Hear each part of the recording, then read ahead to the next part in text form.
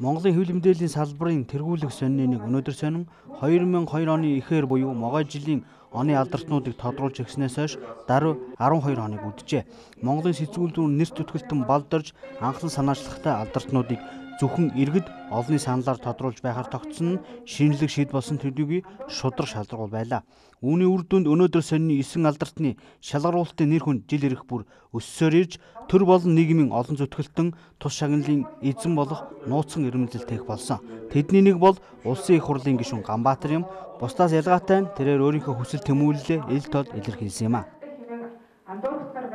Би энэ шагналыг авах юмсан гэж олон жил бодчихсон. Одоо хүн үннээ л хэлэх хэрэгтэй. Нөгөө шагнал дуртай байна мэн гэж шүүмжлэл өөрсдөө мэд. Зүгээр томоохон тэмцэл хийгээд үрдэн одоо нөгөө бензиний үнийг буулгах ч юм уу одоо цалин хөлс тэтгэврийг нэмснийхаа дараа гэн 9 алдандартанд орчдгүй байхтаа гэж үнэхээр боддог. Энэ чинь Ганбаатардаа биш миний хамт олныг үнэлээсэй л гэж гордиж байгаа хэрэг шүү дээ. Тэгээд энийг өндөр босготой шагнал юм байна. Өнөөдөр ингээд авах тийм сайхан цаг ирдэм байна.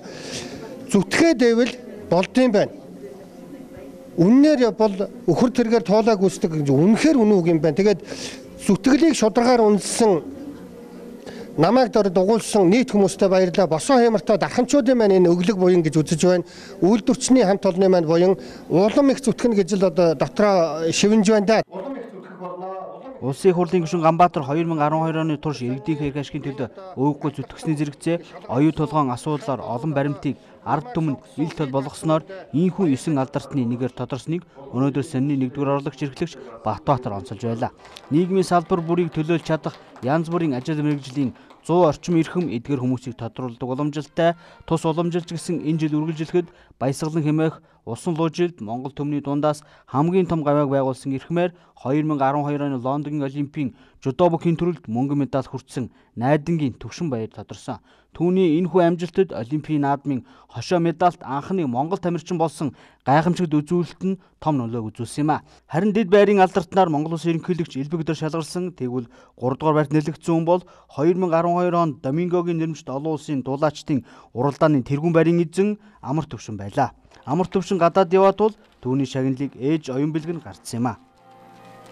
Энэ луу жил бол одоо манай гэр бүл бол миний хүүгийн хувьд маш их ажлын амжилт шагналын хор болсон юм сайхан жил болж өнгөрч байна. Тэгээд 12 онд миний хүү Бээжин хотод болсон олон улсын дойрын дулаачдын Палеста Домингогийн нэрмжт том одоо уралдаанд Гран-при шагнал аваад ирсэн. Саяхан одоо оны өмнө ердөө 1 сард Испани Мадрид хотод болсон дойрын дулаачдын конкурст одоо дэд байрыг эзэлж мөнгөн медаль аваад ирсэн. Ийм одоо амжилтаар миний хүү энэ одоо могой жил огтж байна. Бусад алдартнуудын нэрлэлбэл нийслэлийн засаг дарга бөгөөд Улаанбаатар хотын заргч Батүл, Монгол Улсын 27 дахь ерөнхийсэд алтан хуйг чөлөөт бүхэн олимпийн медаль бат цэцэг Сүмооч, Харамофужи Бямдорж, боксчин Төгс цогт шудраг өрсөлдөөн хэрэглэгчийн төлөө газрын дарга Магнанаар юм а. Оны алдартан шалгаруулахад оролцсон 100 эрхэм нийтдээ 70 хүнийг онцлон нэрсэн байна. Тэдний дунд төр нийгмийн зүтгэлтнээс гадна энгийн нэгэн иргэнч байлаа. Энэ жилийн шалгаруулалтад заавал төр нийгмийн зүтгэлтэн улс төрчид спортын гэлгүй бас жирийн иргэд одоо шатж байсан машинаас хүн аварсан хүн нэрлэгдэж байна. Дээрээс нь одоо хүний 8-ны эсрэг тэмцэгч Ган Жавхлан гэдэг гих мэтчлэн юм жирийн иргэд маань одоо нэрлэгдэж байгаа нь бас их онцлог байлаа.